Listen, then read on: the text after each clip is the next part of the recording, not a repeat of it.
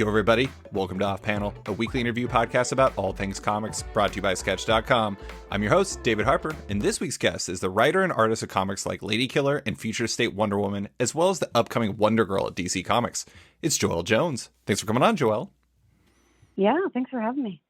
So I want to start with the beginning of your path to become a comic creator because I love talking about comic book origin stories, like how people got into this stuff. And you have straight up one of my all-time favorite comic creator origin stories.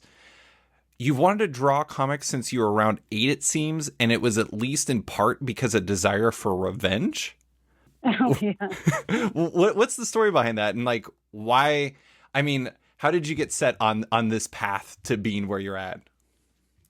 Well, let's see. I think I've talked to a bunch of girls that's kind of similar. Of my brother and his friend would like go to the comic book store every Wednesday and then retreat to the basement and just pour over the books. And I was an annoying little sister, and I wanted to do whatever they did.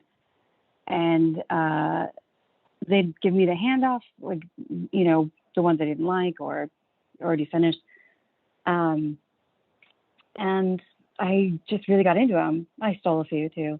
Mm-hmm. And I loved it. And I think his name is Peter Steffen. And he used to pick on me all the time and like spit in my hair. And he said he wanted to be a comic book artist. And I told him I was going to do it first. And that was the path. I love it. I mean, that is an incredible thing to set you on your path. I mean, obviously you already like comics too, and I'm sure you were drawing at that point, but from what I read, like Wolverine and Punisher were like the real early loves, and like you said, they were your brother's comics. I'm curious, like what stood out about those? I mean, I was trying to figure out what the timing would have been. It seems like it probably was like John Buscema on like Wolverine maybe, and like Klaus Janson on Punisher. So those were some pretty standout times for art, especially. Yeah, I've tried to go back and figure out which ones they were. I think it was like the Escape from Prison Punisher. Mm-hmm. And it was X-Men in general. I think it was like a collected Dark Phoenix story. Oh, okay. And it was around the death of Superman, I think, is when I got into it. Yeah. Because it was after the death of Superman when like Superboy came out after that, and like all the new titles. And I remember them bringing home all the new Superman titles. Mm-hmm. And giving their strong opinions for or against. And I got really into it because it was an event. It was a big deal. So I wanted to be a part of it. So it was around that time. Yeah. So you were. It seemed like you were probably already drawing, but I mean, I guess what came first? Was it like stealing your brother's comics, or was it were you already like loving? Did you love drawing? Yeah, I was already like a big drawer. Like every minute I had of the day, it was spent for drawing or some sort of craft, sewing from a young age. I have busy fingers, and I've always needed to have an outlet.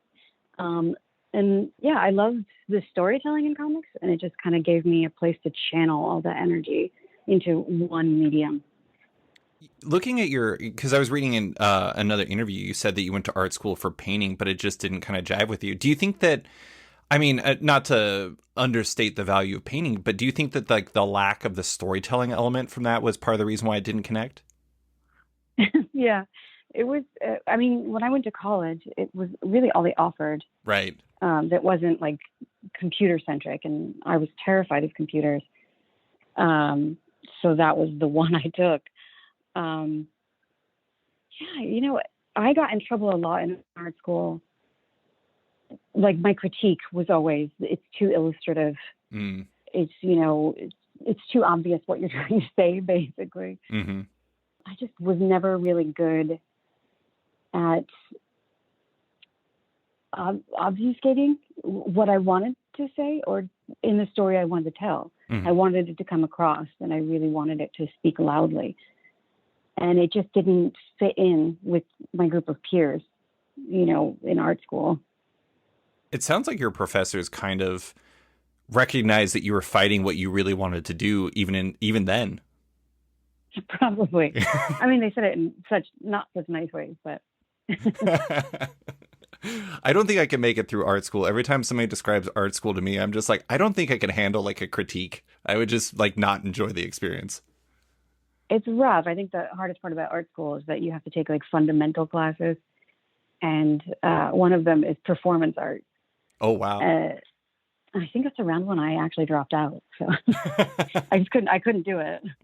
Oh, so you just didn't even try. You're just like, nope, not for me. Yeah, no, I could. I no, definitely not ever. Well, I mean, so it started. It's on this revenge quest. Not to overstate it terribly, but I mean, but then you went to school and you were doing painting, but you just wanted to be a comic artist. What was it specifically about comic art and that type of storytelling that spoke to you so much, even back then? I think it was just like the complete control over telling a story. It was. It's kind of like a small medium. It's intimate. I don't have to be loud or force people to look at it like a playwright or something like that, like a filmmaker. It's I don't know. It just seems really intimate and personal to me, the way the story comes across, and that I get to control all the things. And I think that really, like, it's immediate. I can sit down and do a story like right now. I don't need to ask anybody. And I think that always appealed to me. Hmm. I talked to, I believe it was Caitlin Yarsky, who's an artist, and her background is interesting. She came from designing like mobile games and doing art for them and everything. And Mm-hmm. in that, she always felt like, and Caitlin, I apologize if I'm terribly misstating your origins to comics, but she always kind of felt like a cog in a machine. Like she was just doing one part of a larger whole rather than like being able to embrace her storytelling voice and really being able to like design a page or design something that's really her. And so I think when she came over to comics, she was kind of doing like everything on her side. She was like doing the line art and she was coloring herself and doing all the stuff like that because like it afforded her the control.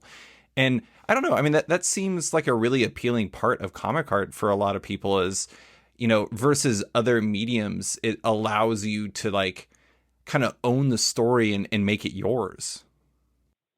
Oh yeah, absolutely. And you don't need a lot of things in order to do it. You don't need a budget. You don't need any sort of difficult thing to get or coordinate with other people. You can just sit down and do it. Mm-hmm.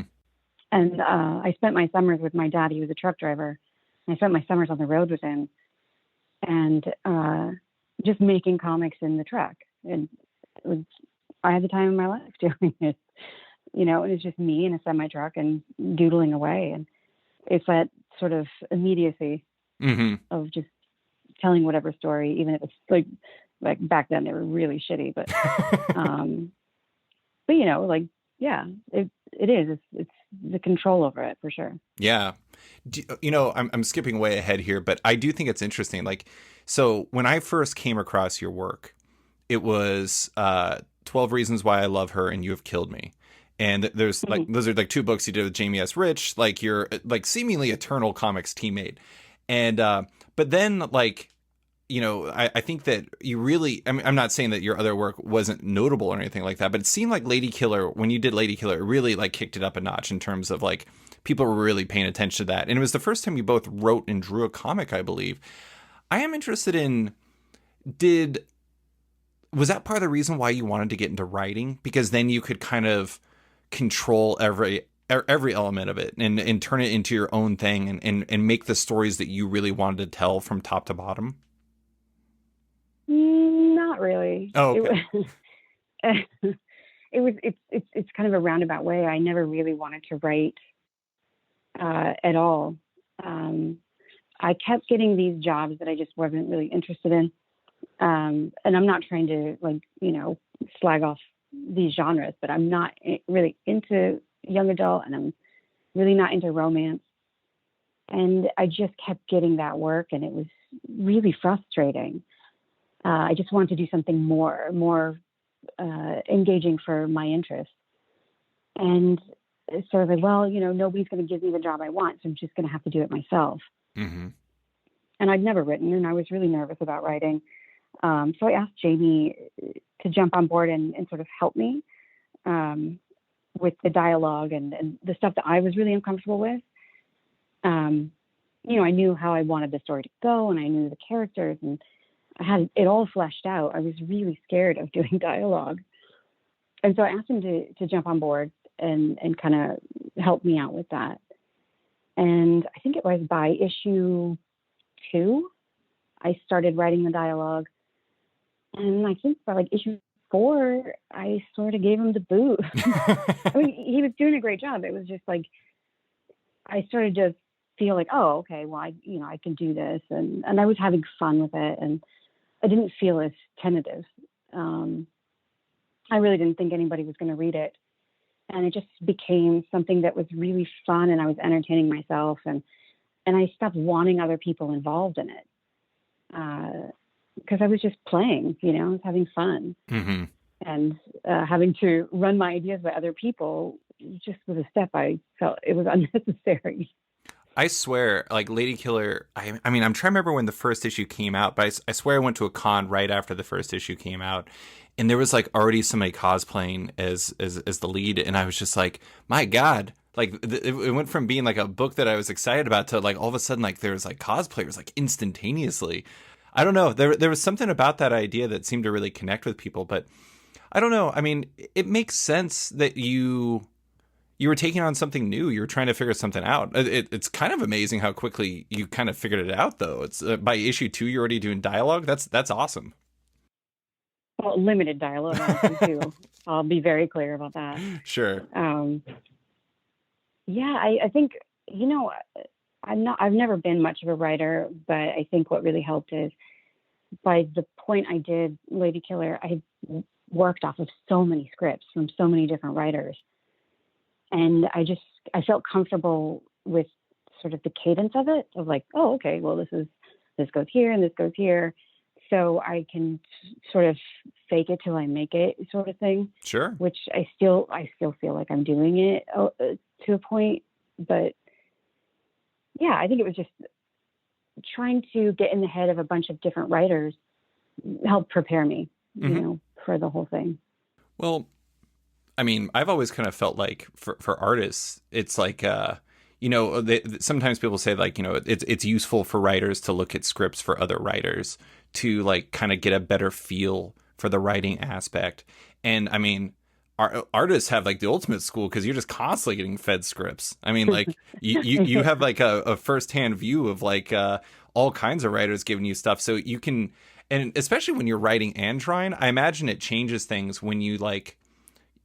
If you're doing that, I mean, especially given the fact that you're already a storyteller, like artists are storytellers, and like you're part of the whole. It's like you're writing for the person. You're writing towards things you want to draw, and I imagine that helps quite a bit. Oh yeah, for sure. Like, yeah, and I think that instead of thinking about a conversation I'm excited to get to, I think about visual moments I'm excited to get to.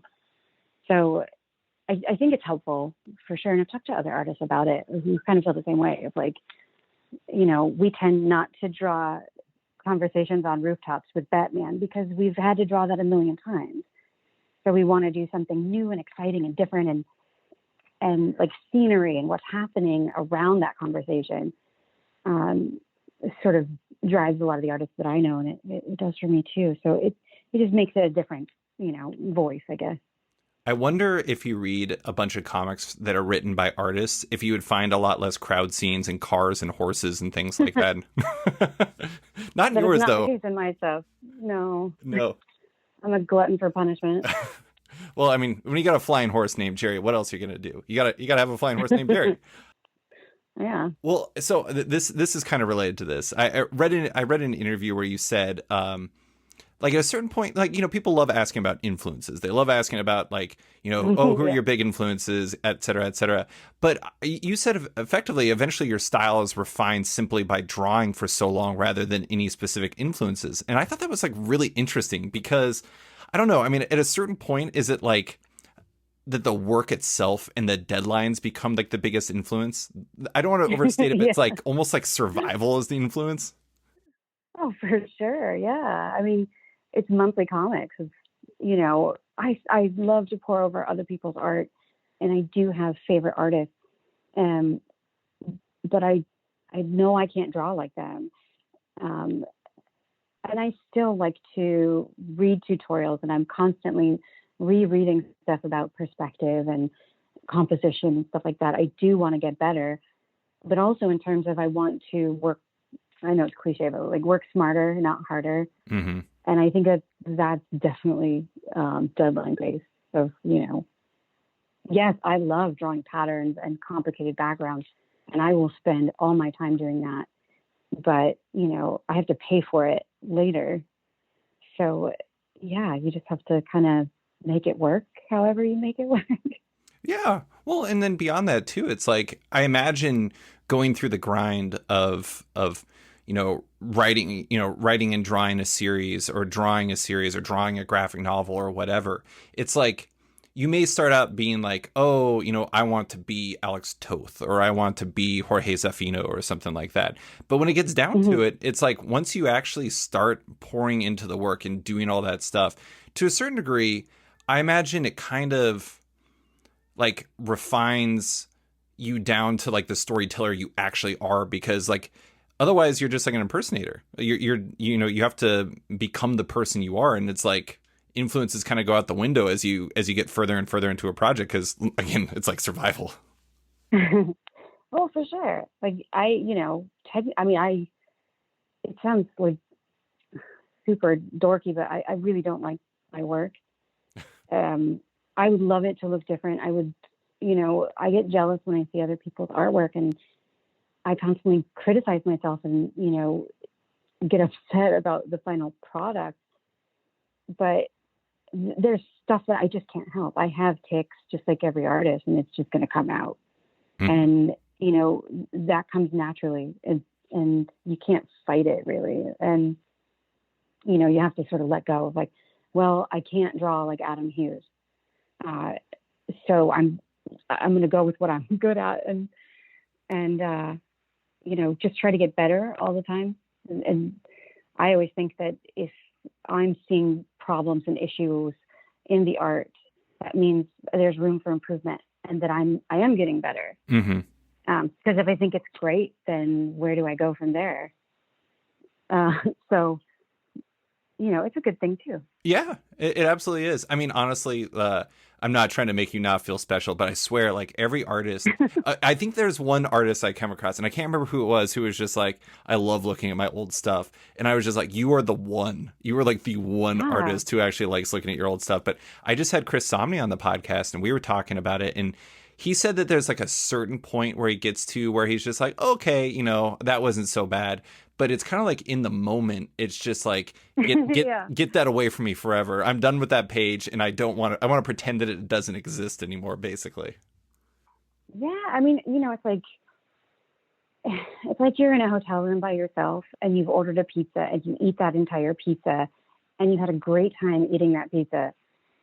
But the last thing you want to see is that empty box, like get it away when from you me. wake up the next morning.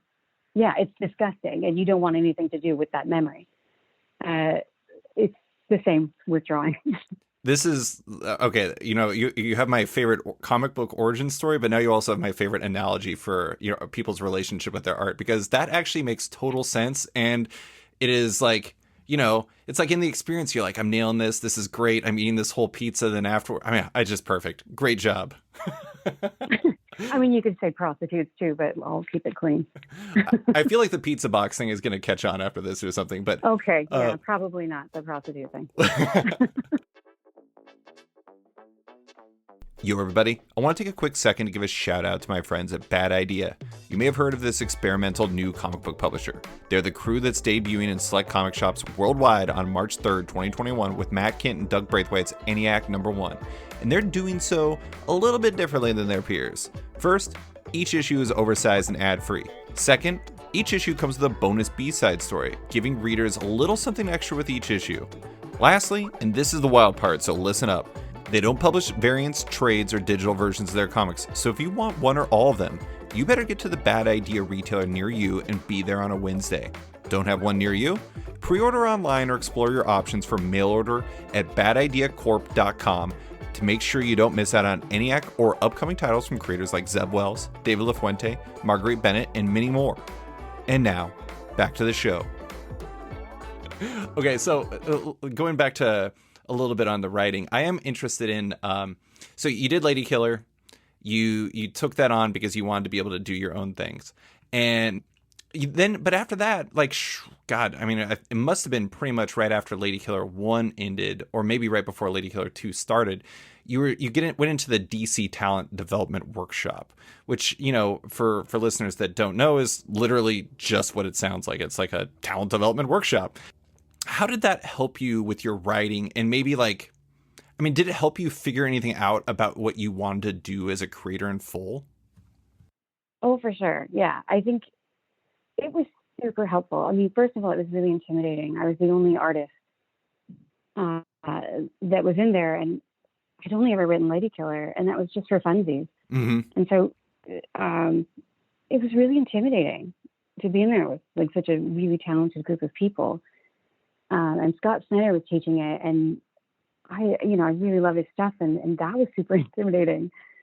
But really, really helpful. It was basically like, he broke it down of like, this is a job. This is what they're looking for. This is what DC is going to want in their stories. Like, these are the kind of and arcs and things that the characters do. And I never took English in school. I went to art school. So some of it was brand new for me, like a 3-act structure. I've never even heard of that. Mm-hmm. So yeah, it was totally invaluable to me to get that opportunity just because I was so new to all of it. Yeah. Yeah. I mean, it's like you can't know what you don't know. I mean, it's like, I don't know. I mean, when I was growing up, like I really wanted to be a comic artist when I was growing up. And so I would constantly read How to Draw Comics the Marvel Way.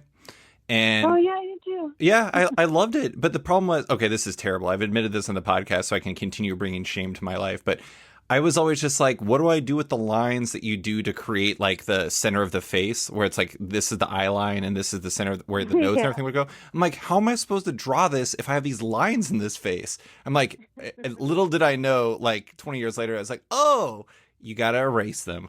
Okay, this makes way more sense. That's what inking is That's what for. the other end of the pencil's for. Exactly. That's why they put that there. I mean, it's like you don't know these things unless you get into like the practicalities of it. Like, reading a book can only teach you so much, but like learning from somebody like Scott, I mean, I imagine, I don't know. I mean, I am interested though. We've talked a little bit about this already. You already were an artist. You had your art brain that you bring into that room. And from the outside looking in, it seems to me that being an artist, you would at least have a fundamental head start because you've seen scripts and because you already know storytelling in comics. Was there a heavy learning curve for you in like trying to figure out how the writing side goes beyond like just the dialogue and stuff? Like, do those roles feel markedly different to you? Not really. It seemed pretty natural. And like, just to, take over that bit of it.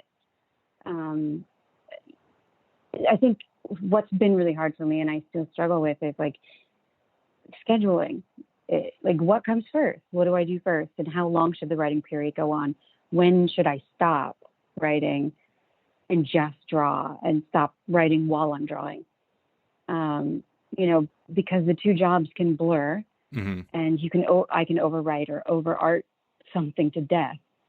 And, I still haven't figured out that clear, like, separation. It's constantly going on. I'm rewriting scenes while I'm drawing all the time. And it's frustrating as hell. So if anybody's got tips on that, I'd really like to learn that. Do you even change like your process? Because like, I don't know why in my head, I just imagine artists would like to work Marvel style because it's like, oh, you draw, you do the like the layouts and everything like that. And then you add the dialogue. But I guess, I've talked to some artists, like I'm friendly with Declan Shalvey, and I'm pretty sure he writes like full scripts when he's like writing a comic. And I think a lot of artists do that too, because like that's just kind of, they're used to working off of full scripts. And so they want to like provide those own parameters for themselves. Do you find like, do you have like a pretty set process or are you pretty fluid? No. it's a mess, and I feel really bad for my editor, Brittany. I write it all on notes of like, it's going to be like this and this and this, and all of my art references and writing references are all over the place. You know that meme from Sunny in Philadelphia with Wait, Charlie? where he's like the Pepe Sylvia or Pepe Conspiracy Sylvia. theory. Yeah, yeah, Yeah, it's like that, and it's a mess, and I can't do full scripts because I just can't. It doesn't hold my attention. Mm. I find it boring. Because I get too excited. I like a Labrador. Like I get too excited. I'm like, oh, I can't wait to draw this thing. Okay, I'm gonna take a break from writing. I'm just gonna draw this because I can't wait. And then, my editor asked me, she's like, so what happens next in the story? I'm like, I don't know. I'm gonna cross my fingers and hope I figure it out by the time I get there. And it's very inefficient. It's very frustrating, and it holds up the process. So, if anybody's looking for tips, do not ask me.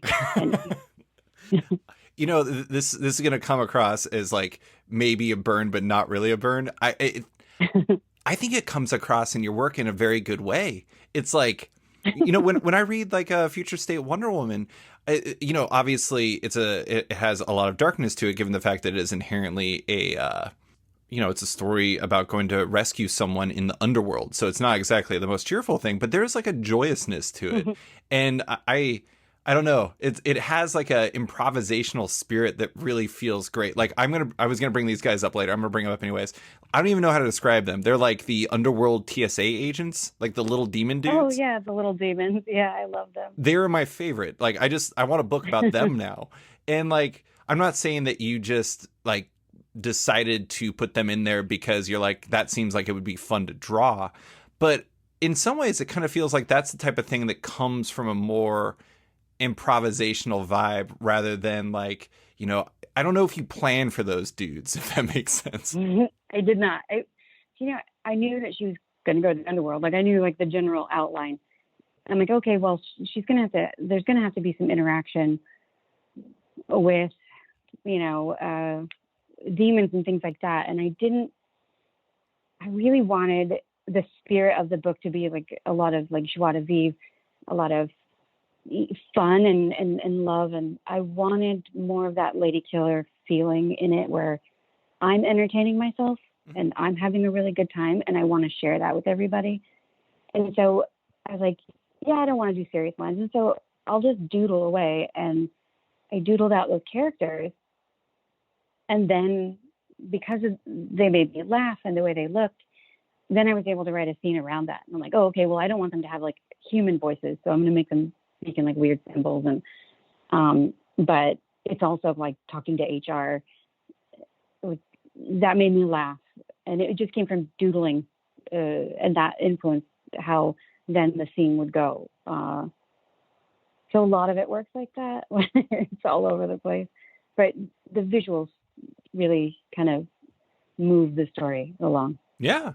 I mean, I actually think like I love the idea that you're just trying to entertain yourself because it's like I think that fundamentally like things that are going to be interesting to you are going to be interesting to other people. It's like if you're not even interested in it and you're just like kind of filling in blanks and you're just like, I guess this is what it's going to be. It's not going to be that interesting. Like recently I had Vita Ayala on the podcast and they were talking about the fact that they were talking about how they were just trying to answer questions in their head. And that's kind of how New Mutants came together. And I love that idea because it's like, like I said, it ties into the whole idea of like, if you're just like, why am I doing this? It's not gonna be very much fun for us as a reader, but it totally comes across that you're just like, I'm trying to have fun with this project. And as you're having fun on the page, it translates to us as a reader. Yeah. And, I've always felt that when I read books. You can tell when the artist or the writer is having a really good time. And I think it was my experience writing Catwoman. I wasn't having a good time. I wasn't having fun. The book, I had originally pitched Catwoman as being a completely different story. Not knowing that she was about to marry Batman and the whole thing. I had no idea. Um, and I had to change it all of a sudden. And coming from a place of, you know, I was trying to write like someone I'm not. It's something deep and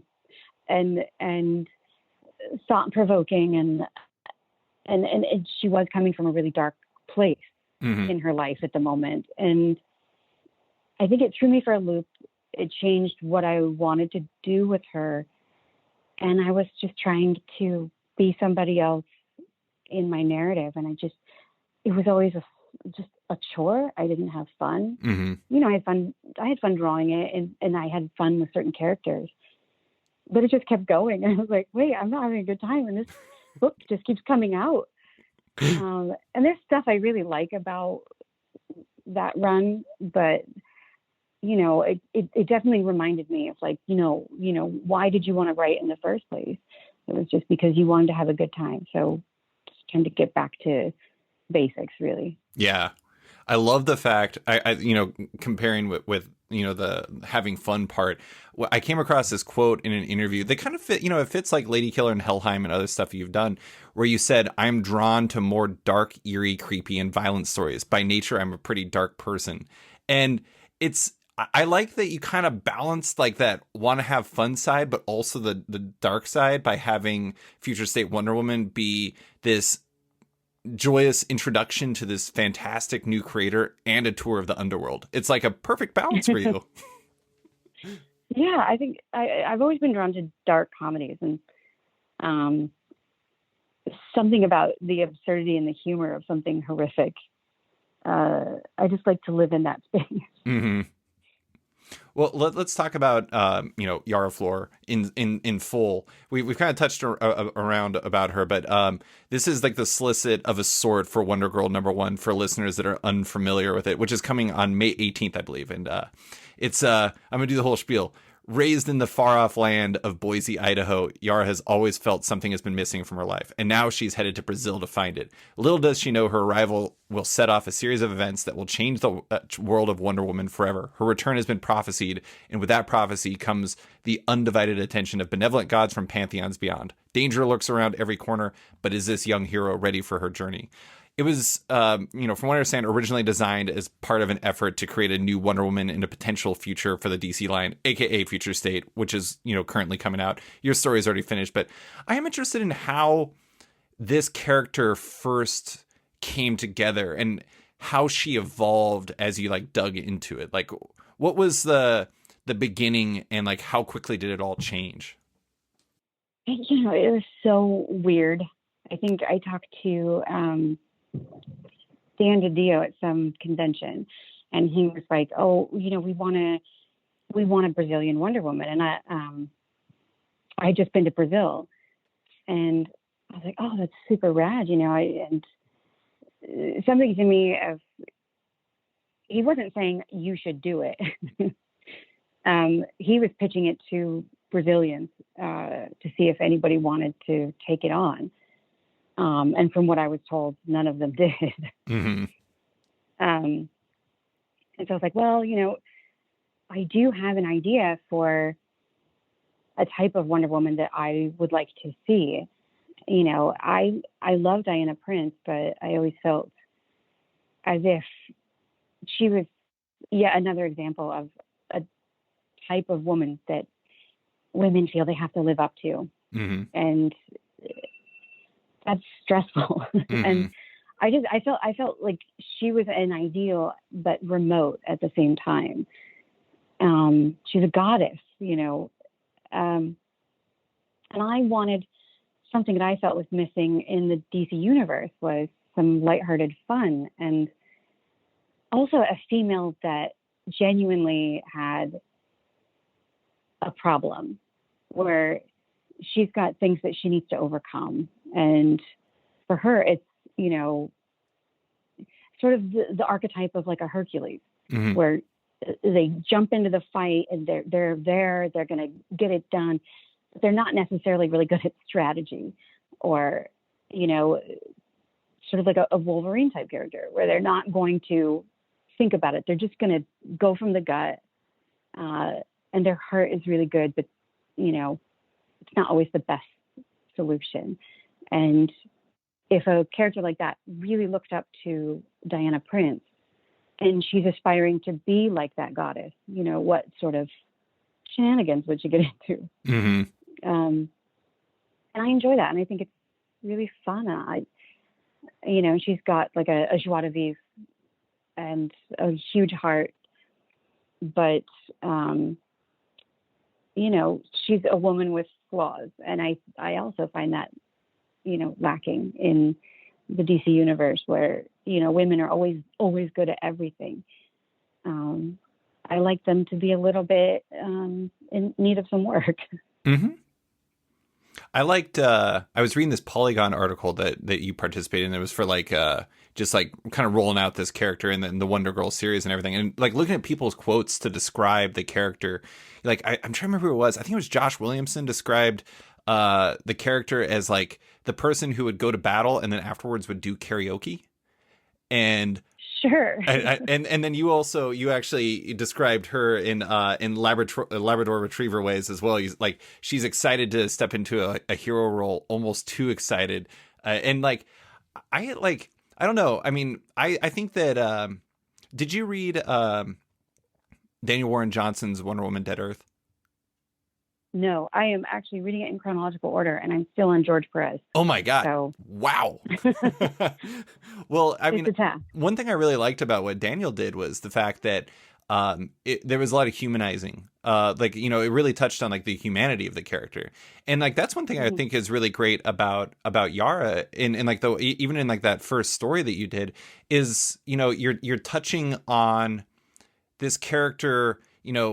Maybe the right decision is not to go to the underworld and not to agree to like the rules that like Hades has like put upon her, but she does it because she wants to right this wrong that she, is perceiving in the world. And like, there's something really cool about that because, I mean, frankly, like, is there anything more human than like, making irrational decisions and like trying to like figure your way out as you go along? And like, it seems like she kind of does that, but in like a way that's, full of hope and full of like love. And like, that's, I don't know. I love that element of the character. Yeah. I mean, I always think of it of like, we're all fans of comics if we're reading it. And like, how cute would it be if there's a character that's also a fan of, of Wonder Woman, but, yeah, and I have a really warm spot for her of just like, I love her. I want to take care of her. I love that you worked Boise into the book. Oh yeah. Well, I originally wanted it to be somewhere else, and like all the cities I wanted were taken. I was like, ah, crap. Okay, you know what? I'm just going to use my hometown, and because I know it. Sure. And, let's go for it. I went to school in Moscow, Idaho, University of Idaho. Yeah. What? Yeah. And it's the hilarious thing is basically the one thing, there's a lot of things you learn obviously in college, but it was like basically a 4-year propaganda course against Boise, which is really funny. It's true. I used to drive up there to go to drag shows. Oh, really? Wait, where was that at? Yeah. I can't remember the name of the club. It was Leopard Print Carpet. CJ's. Remember that? No, it wasn't CJ's. God, what was it? Oh, I know. Was it the beach? Yes. Yeah. Oh my God. Yeah. It's funny. I'm not going to say everyone needs to add it to their tourism list, but Moscow is a pretty fun town. Moscow's super cute. It's really fun. I have really good memories. Yeah, it was a really great place. It was funny because my friends and I went back there. God, what was it, like 6 years after we graduated? Because one of our friends was getting married in, I want to say Orofino, Idaho, which is like one of the few places in America you can go to right now and not have cell phone reception because it's like in this crazy canyon. But anyways, and we stopped by there and it was, I don't think there's a single thing you can do that makes you feel older than going back to the place you went to college at, because like everything had changed so fast. I was like, how are these people in college? They look like they're 12. What is going on? Yeah, exactly. No, don't do that. Too late. Yo, everybody. I want to take a quick second to give a shout out to Macroverse. Macroverse is an exciting digital comics platform that makes next-gen comics custom crafted for your phone. Macroverse's comics utilize its unique tap story format, which ensures this isn't a PDF on an iPad or an endless scroll, but a designed for mobile experience where every episode is crafted to take advantage of this one-of-a-kind style. Macroverse is curated for quality, with every series they publish being something they believe deserves to be read by a massive audience. Think of it like HBO for comics, with over 35 titles and 400 episodes from names like Brian Stelfreeze, Juan Doe, Paul Scheer, and more. Check out Macroverse today by downloading the app on iOS or Google Play, and get started with a rotating collection of free episodes, or unlock the entire universe for just $4.99 a month, with half of all profits going to the creators themselves. And now, back to the show. I read that basically you felt like the pandemic in some ways was like the perfect environment to create this character in, because it gave you time to both like research and like really dig into who this person was. I'm curious, like, why was that? Like, why did that feel like such a conducive environment to bringing this character to life? Well, I mean, she started out, like, the book itself started out super broad, and it wasn't going to be Wonder Girl. It was going to be a Wonder Woman title, and she was going to be a full-grown adult ready to go. And when it was that, I had her being in Brazil and this whole thing, and it just didn't, I don't know, it was so broad. But the pandemic really was able to like simmer like a soup, reduce until I really had something delicious. And then it gave me a lot of opportunity, which I never get in comics, which is to do research. Tons and tons of reading. I'm trying to learn Portuguese. I'm not great yet at all, but I'm struggling through it still. And also the opportunity to speak to Brazilians and Brazilian comic book artists and Brazilian storytellers and some indigenous Brazilians to really get my head around it. And ultimately what I decided was that she, of course she's from there, but I need to start the book like her first time going back to Brazil from when she left as a child. And for the reader to experience Brazil along with Yara, and to be exposed to all the cool new Brazilian characters I'm bringing in along with her, so that American audiences can really get to know that. And also, it felt inauthentic for me to just jump in and be like, I know everything there is to know about Brazil. Right. I don't. Yeah. So it gives me the opportunity to continue to learn about it. But yeah, the pandemic, it was, I learned how to embroider, which was fun, but mostly it was the research that I got to do, and like drawing her over and over and over again in different costumes. I've got like 30 different costumes, and I drew every little character and detail, and I just never get to have that in monthly comics. But I had like, I think altogether from the beginning of the process to when Future State came out, it was about 8 months. Yeah. Almost the same amount of time for a baby. And you don't get that in monthly comics, in my experience. No. So it felt luxurious. Well, I mean, I'm. This is terrible. I can't continue the food metaphors. I love your food metaphors, and I want to keep those. It's because I haven't had dinner yet. But... Oh, I'm so sorry, but I'm gonna mix the metaphor, and I'm gonna say, when you're making monthly comics, you're on a treadmill, and it's like it doesn't stop. And for once, the treadmill stopped, and it let you, figure things out. And like that's always. I mean, it's not always going to lead to a richer experience. I mean, sometimes maybe like it just gives you a bunch of time to have a bunch of really bad ideas. But in this case, it like gave you right. time to like figure things out and figure out who this character really is and who you really wanted her to represent. And it helped you figure out that you wanted to embroider, which is excellent. Yeah. I participate in this like Heidi McDonald at the Beat does this like creators end of the year survey where you like look back on the end of the year, and I think one of the things was like what was something you learned in like 2020, and everyone was like, oh, I have these really thoughtful answers, et cetera, et cetera, and mine was like, I learned I really like taking baths. And I was just Which like, is oh a my god, valuable everyone thing thinks to I'm so learn. basic. No way. That's very valuable to know. It was. They're great. I mean, I just love them. I mean, it's like recuperative. It's relaxing. I was like, I I just love hate it. them. Yeah. No, I hate baths. Oh no. Well, never. Maybe some people embroider, some people take baths. I guess that's the divergence. Yeah. Everybody needs to find their thing. Yeah. Exactly. Exactly. I do. I want to. We've talked about the underworld thing a couple times. It was, you know, future state fundamentally is dropping or is dropping. I just combined dropping and jumping into one word. Is dropping readers into stories in media res. It's just like in the middle of everything, and we get this introduction to the character where Yara's going to the underworld. I am interested. Like, why was that like the ideal gateway to this character in your mind? Well, it's so weird the way it came out. So I was working on Wonder Girl issue 1, and then Jamie, who was in charge of like the whole future state thing, he gave me a call and he's like, I need you to do 2 future states with Yara. I was like, what? I'm in the middle of something. Whoa. Time for this crap. Yeah. And he's like, no, you're gonna? Cool, okay. And he's like, it doesn't matter what it is. Like, I really just want you to introduce the character to people and don't stress out about it. He knows I like to stress out. And I was like, I can't remember how the underworld came about. I think it was just, I think it started with her on a mission to go get something. Like, I think it was an object or something. Sure.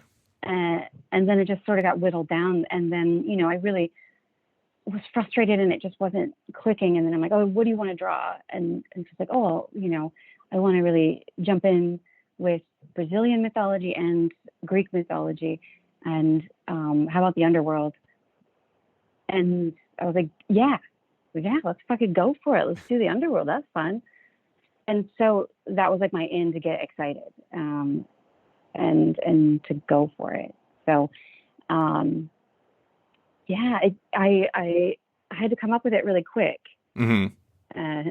And I was very late on it, but I got it out. So Yeah, it came out great. It came out great. But so that's one of those like magic of comic things, or process of comics, I guess, more that like people don't realize. So you were working on Wonder Girl before like the idea of like before those future state issues came together. Like, so when you were when you had to jump over and start working on future state Wonder Woman, how far into Wonder Girl were you?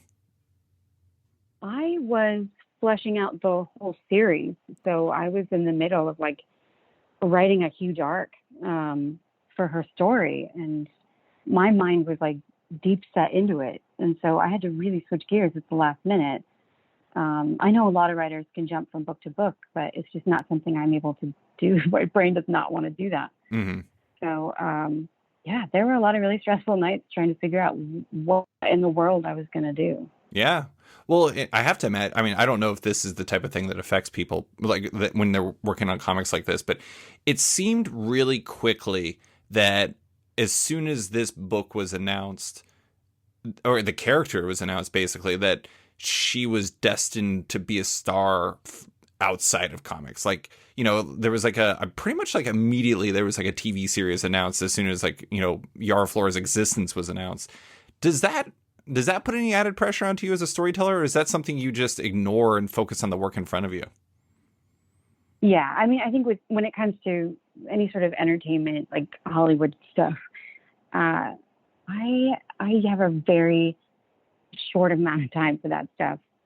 I find it's a lot of talking to people, and I like to jump in and just do it. And it always goes through all these rounds of things, and I'm not interested in Zooming with people and talking about my ideas And so at first it was very stressful to have to, like, when I got the character, she had a totally different name. Mm-hmm.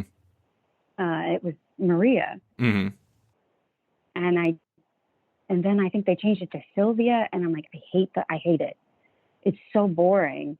And so I just overnight changed it to Yara, and I thought it was cool and beautiful and different, and it really is going to reflect some of the mythology I use. And the name itself has meaning for the story. And I'm like, oh yeah, well, I kept the last name, but I changed her first name. And then they're like, oh, I don't know, the TV people need to hear about this, and we have to have it approved. I was like, what? For serious? I work in comics. Like, I tell one person and they say yes or no, and that's it. And then I kept changing her origin. Like, oh, okay, but it just kept getting refined. Mm-hmm. And I hated that I had to like run it by people. Like, can I just go? Like, come on. Yeah, You're holding up the process. That's why you signed up with comics to begin with. Right. So, yeah, they're not doing a TV show anymore. I don't have to run it by anybody anymore. So I think it's for the best. That works out perfectly. Yeah, I mean, I know. It's I don't know. I think that like it seems like you have a really good grasp on who this character is and where you want her to go. And so like I'm glad that you get to do that, because I mean I'm not saying this strictly because I want to see more of like the demon clerks, but you know, I just like, I love that that's like kind of like the mindset you're kind of coming from, because that's the type of stuff that leads to fun and unexpected. I mean, honestly, like part of the reason why I like the Future State Wonder Woman so much is because it wasn't the story I expected, because I couldn't have expected that story. It was just itself. I'm surprised that people really liked it. But it was another lady killer instance where I was like, you know, Jamie said, I've got to get this out. So let's just have fun. Have them. And it's a quick turnaround. I don't get a lot of time to linger. So just have fun. And I'm glad that came across. I was really worried that you know, people would feel like it was rushed.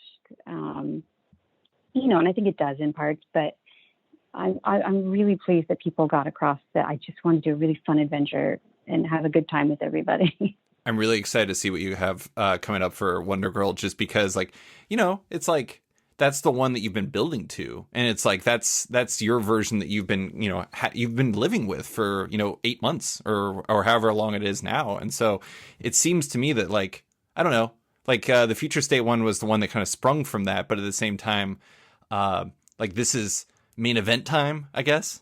Yeah, it's really stressful. It's don't expect much. I'm going to do my best. I'm going to have fun, and I'm trying to entertain myself again. But yeah, just don't look at the pages. Just don't look at the pages. Let us look at the pages. Okay. Yeah, don't stress me out. It's not a big event. It's fine. It's just a little old book. What is Wonder Girl anyways? I mean, who knows? We'll find out, I guess. Yeah, I'm the only one that knows. Exactly. We'll find out someday, maybe, I guess. Yeah. All right. Well, let's close with you know, something unrelated to anything. I have to ask you a question that one of my patrons had for you. It's your old pal Patrick Brower. He actually recounted a lot of your guys' original meeting to me in this interview I did with him about his 30 years in comics. But he asked, has anyone ever recorded a cover of Billy Don't Be a Hero for you? Yes. Yes. And I think that they recorded it just in time for Christmas. So it was a Christmas present. It was. So, well, what is the story behind that? Just because like, for listeners that don't know, which I have to imagine is most of them. You know, Patrick is so much fun. He was one of the first shops I ever went to, and he was really taking a chance on me because I was like nobody, and he flew me out. And first of all, he took me to this amazing, like, cute Italian place, and we hit it off. He had really good music in his car when he picked me up from the airport. Mm-hmm. And then he's like, let's go out for karaoke. And I'm like, yeah. And I'd not even been to my hotel. I never got a chance to, you know, clean up or anything. I was like, let's just go for it. And we sang so much. It was so much fun. He's really fun to sing karaoke with. I think Patrick is probably fun at everything. Yeah, for sure. The funny thing is like I have this like long distance bromance with Patrick. I've never met Patrick. I've never been to Challengers, and yet we like talk regularly. I mean, like, so one of his questions he had for you is, "Do you miss me?" And then he said, "That's for Joëlle, Aww. David. I know you miss me." I'm like, very presumptuous, Patrick. Very presumptuous. He can though. He's the most fun. And I don't think anybody in comics has ever put me at ease so much, because I'm a pretty shy person. And just immediately I felt like we've been friends for a really long time. And this is awesome. I think he recounted that not only did you drive around listening to like 70s music, but you were also singing along to it. So that is definitely a different level at ease. I like it. Yeah, I don't do that. But he's got really good taste in music. And he was singing at the top of his lungs and just without a care in the world and having so much fun. How can you not sing along? It's infectious. I mean, I remember, I remember one time in Moscow, Idaho, my friend Kim, she loves Bonnie Tyler, really loves Bonnie Tyler. And so she wanted to listen to that. So we went driving with her, and it was myself and her and my friend Brian, and Total Eclipse of the Heart came on, and we drove through all of the Greek area of University of Idaho, screaming the lyrics to Total Eclipse of the Heart. And, you know, sometimes those moments, they're like, you know, they may seem like a small thing at the time, but just total magic. It is. And that's why 70s ballads are amazing. Who doesn't love a good 70s ballad? But Joëlle, that is all I have for you. Thank you so much for coming on and talking about 70s ballads, the greatness of Patrick Brower, Yara Flor, and everything else. I appreciate you taking the time. Yeah, thanks so much for having me. Thanks for listening to this week's episode of Off Panel with cartoonist Joëlle Jones. You can find Jones on Twitter and Instagram at Joëlle_Jones, and her work in the upcoming Wonder Girl DC Comics. Love Off Panel and want to support it? Subscribe to the podcast on Apple Podcasts today and give the show a rating and review while you're at it, but 5 stars only. You can also support the show by backing on Patreon. Find the show at patreon.com/offpanel, and when you back it on there, you get early access to each week's podcast as well as weekly content and more. Want even more? Subscribe to my subscription comic site Sketched at sketch.com for long-form articles, interviews, and the rest of the site's content and its members-only forum.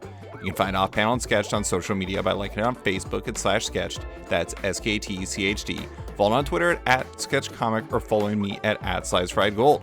Big thanks to all my existing patrons, including Bradley Roeder, Carl Troy, Megan Marsden, Brandon DePillis, Patrick Brower, Declan Shelby, Dan Garino, Josh Williamson, Adam Freeman, Ben Wild, Brian Klein Q, SB, Antonio Offen, Nick Bennett, Daniel Whitfield, Scotty Young, Susanna Polo, Jeff Weira, Reed Hinkley Barnes, Mario Tiambang, AbductedTheComic.com, Andrew Carita, Matt Mahoney, Charlie Chu, Stephen Hall, Pensacola Pop Comics, Kim Eslin, Philip Myra, Christian Shelton, Kenny Porter, Chris Pacello, Torrin Grunbeck, Buzz Bubbles, Christopher Top, Transmitter Down, Waltz Comics and Books, Carl Mizell, Danny Ollie, Paul Slade, Sakil Wilson, Alex Dimitriopoulos, Terry Dodson, Leona Kingas, Wesley Gift, Sean Kirkham, Alistair Ross, Julio Anta, Brett A. Schmidt, Jason Goodmanson, Paul Ranwan, Vita Ayala, Tara Ferguson, Dave Slusher, WMQ Comics, Akil Kokachi, Phil White, Sean Pinello, Ken Heidelman, Philip Seavey, Al Ewing, Ryan Alcock, David Kelly, Rob Wilson IV, Nick Polito, Owen McCready, Brendan Fletcher, Gary Maloney, Jonathan Nilsson, Matthew Groom, Jason Massey, Adam Bogart, Matthew Taylor, Nick Patera, Jacob Sorelli, Ford Gilmore, David Braldy, Nick Hull, Bjorn Basin, John Hendricks, Steve Anderson, Ian Maxwell, Cliff Chang, Benjamin Shipper, Colin McMahon, Chris Palmer, Scott McGovern, Nathan Fairbairn, Kat McKenzie, Adam Highfield, Fiona Staples, Chris Halloran, Mark Abnett, Mike Murphy, Michael Shirley, Tom Barnett, Jim Demonacos, Norbert, Nick Lowe, James Kaplan, and Mission Comic Star in San Francisco. You guys are all the best. A quick thanks to Upright T-Rex Music, who wrote and performed Off Panel's theme song just for the show. Check out their music on Spotify because it's completely delightful. Thanks for listening, and tune in next week for another episode.